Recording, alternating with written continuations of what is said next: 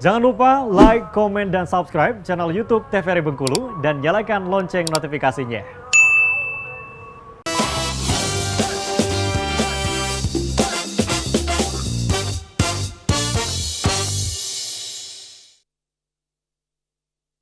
Selamat pagi, bagaimana kabar Anda? Semoga selalu dalam keadaan sehat dan tetap semangat ya.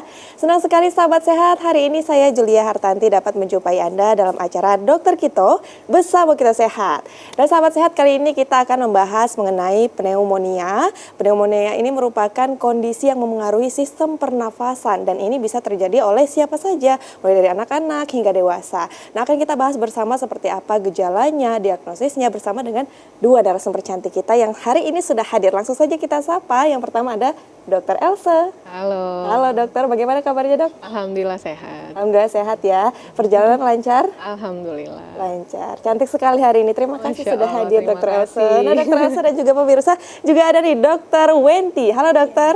Mbak, Bagaimana kabarnya nih dok? alhamdulillah baik. Baik ya, sehat cantik sekali, Masya Allah, luar biasa. Terima kasih sudah hadir dokter. Nah, dokter, kita hari ini membahas mengenai pneumonia ya. Ini memengaruhi sistem pernafasan tubuh ya. Kalau Julia lihat kemarin dok di media sosial ya, itu ada anak bayi yang orang tuanya itu tidak menyadari. Jadi dia mulutnya getar-getar gitu, kayak susah nafas gitu. Pada akhirnya dibawa ke rumah sakit sedikit terlambat, tapi masih bisa tertolong gitu. Ternyata dia pneumonia dan dia cenderung tidak terlihat. Mungkin bisa langsung kita bahas hari ini ya dok ya. Oke. Boleh, silakan dokter Elsa. Langsung bahas ya. Baik. Baik, hari ini kita akan bahas pneumonia ya. Jadi memang pneumonia ini adalah salah satu penyakit di bagian respirasi atau pernafasan yang menginfeksi paru-paru yang disebabkan oleh bakteri, virus maupun jamur ya. Jadi kalau di sini nih ada gambar ya. Kalau di gambar ini bisa terlihat di sini ini kita namakan. Ini kan paru-paru ya, paru-paru. Mungkin pemirsa udah pernah lihat paru-paru. Terus di sini ada yang namanya kantong-kantong udara di dalam paru-paru itu, atau yang disebut dengan alveoli. Nah, jadi kalau pneumonia ini dianya itu menginfeksi bagian paru di bagian dalam parunya dan nanti bisa berisi cairan-cairan sehingga nanti akan mengakibatkan gangguan untuk pernafasannya. Bayangin aja kalau paru-paru kita itu kan normalnya itu berisi dengan udara ya, dengan udara. Tetapi karena ada sesuatu hal yang menginfeksi tadi baik bakteri, virus maupun jamur, jadi mengakibatkan yang tadinya itu berisi udara malah terisi dengan cairan seperti itu. Inilah yang mengakibatkan yang namanya pneumonia atau infeksi peradangan paru ya. Nah, pneumonia ini bisa menularnya melalui udara. Maksudnya di sini menularnya itu penularan bakteri maupun virusnya ya, melalui transmisi udara seperti itu ya.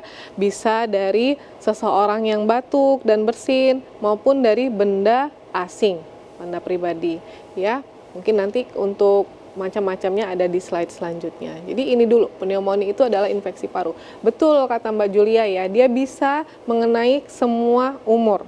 Terutama memang pada bayi, anak-anak ya, dan orang-orang yang sudah lanjut usia dengan adanya penyakit yang imunokompromis seperti diabetes atau orang-orang dengan kasus-kasus yang menderita HIV, orang-orang yang memiliki daya tahan tubuh yang lemah seperti itu.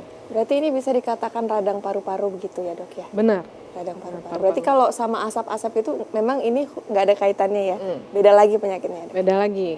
Kalau ini memang dianya virus, bakteri maupun jamur seperti itu ya.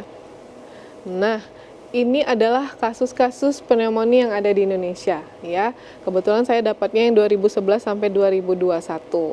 Dan ini yang merah ini adalah angka kejadian pada balita, berarti bawah 5 tahun ya, anak-anak di bawah 5 tahun. Kalau yang warnanya biru itu tuh anak yang di atas 5 tahun. Kalau kita lihat di angka sini ada kecenderungan meningkat, menurun, meningkat, menurun. Artinya pneumonia ini belum bisa terkendali dengan baik sampai saat ini ya. Jadi kasusnya belum menurun secara drastis, belum. Jadi masih naik turun, up and down seperti itu. Kasusnya memang banyak pada anak-anak terutama balita di bawah 5 tahun ya. Kenapa dok anak-anak ini rentan terkena pneumonia? Karena memang salah satunya adalah anak-anak ini daya tahan tubuhnya belum terbentuk sempurna ya, dan juga organ-organnya masih sensitif seperti itu ya. Organ parunya, kita bayangin aja anaknya baru lahir, terus belum daya tahan tubuhnya belum terbentuk sempurna. Dia masih belum bisa fight atau tentaranya masih belum kuat untuk melawan virus atau bakteri yang masuk seperti itu ya. Ini untuk kasusnya. Nah, ini tadi kita bicara penyebabnya ya. Kalau untuk penyebabnya ada bakteri, ada virus, ada fungal atau jamur, ada parasit lainnya. Dan satu lagi ada penyebabnya itu adalah benda asing tadi atau yang disebut dengan pneumonia aspirasi seperti itu ya. Nah, ini mungkin untuk diketahui saja ya. Sebenarnya kalau untuk bakteri itu bermacam-macam namanya. Ya, nama untuk bakteri penyebab dari pneumonia, virus juga bermacam-macam, virus namanya, jamur juga, parasit lain juga, seperti itu. Jadi, apa yang paling sering? Biasanya yang paling sering penyebabnya adalah bakteri. Memang bakteri ya, bakteri yang kedua itu virus, baru yang jamur. Jamur ini kasusnya bisa dibilang sangat jarang. Dianya itu kasus yang penyebabnya adalah jamur itu paling sering pada kasus-kasus orang-orang yang dengan HIV karena daya tahan tubuhnya sangat rentan ya, sangat lemah seperti itu. Klasifikasi. Nah, kita bicara apa saja jenis-jenis dari pneumonia. Jadi pneumonia ini dianya ada beberapa. Yang pertama adalah community acquired pneumonia. Ini adalah yang maksudnya yang ada di lingkungan ya, yang kita dapatkan dari pneumonia dari lingkungan, dari virus, bakteri, jamur yang ada di lingkungan sekitar.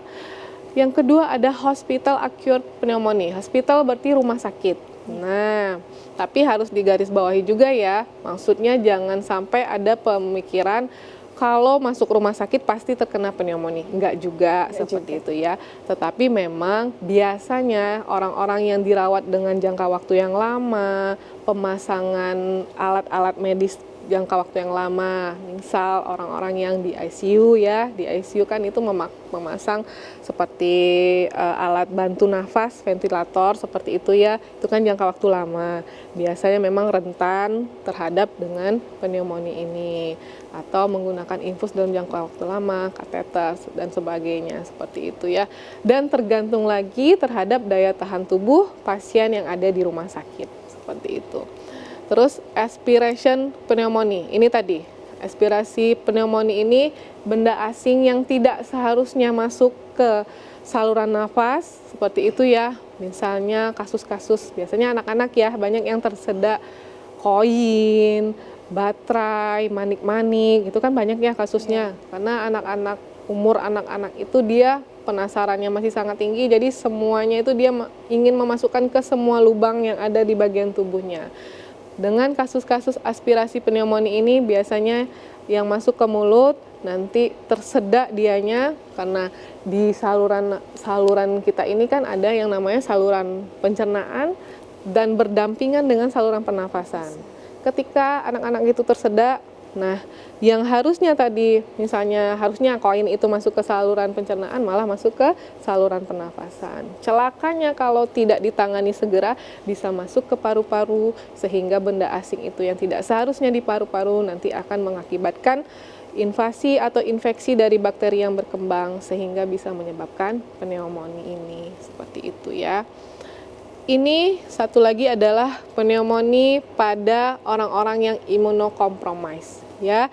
Imunokompromis itu apa? Misalnya pada orang yang diabetes, pada orang-orang yang HIV atau memiliki penyakit autoimun. Karena apa? Karena orang-orang yang imunokompromis itu kan dia daya tahan tubuhnya sudah rentan dan dia juga sudah ada perubahan atau ketidaknormalan pada sel humoralnya, antibodinya dan segala macamnya, sehingga rentan juga terhadap kasus-kasus pneumonia ini seperti itu. Baik, berarti cukup banyak ya klasifikasinya, banyak lagi jenis-jenisnya ya dok ya. Menarik sekali dok, akan kita lanjutkan nanti usai jeda pariwara berikut ya. Pemirsa jangan kemana-mana, tetap bersama kami dalam Dokter Kito, bersama kita sehat.